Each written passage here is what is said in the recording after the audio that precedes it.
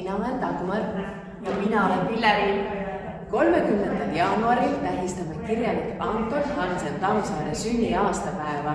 See on esmakordselt riiklik tähtpäev ja lipupäev ja kooslugemise päev.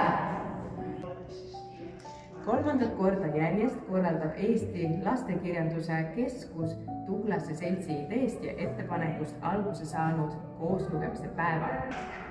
Sellel päeval loevad eestlased üle maailma üht ja sedasama Eesti raamatut, et väärtustada eesti keele oskust ja eesti kirjanduse tundmist.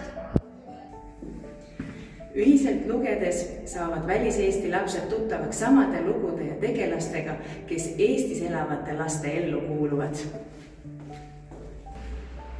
Nii säilib meie ühine kultuuriruum ning Sipsik, Naksitrallid, Lotte, Nublu ja Kuksmoor jäävad Eesti laste ühisteks tuttavateks sõltumata elukohariigist.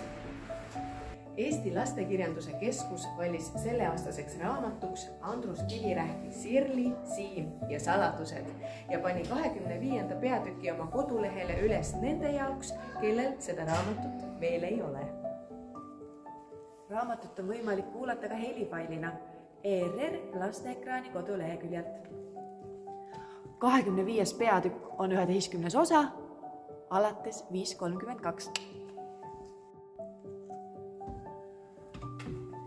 Kui vähegi võimalik, võiksite ka 30. jaanuaril või 30. jaanuariga algaval nädalal Sirli, Siim ja saladused raamatut lugeda või soovitada, et lapsed seda koos perega loeksid.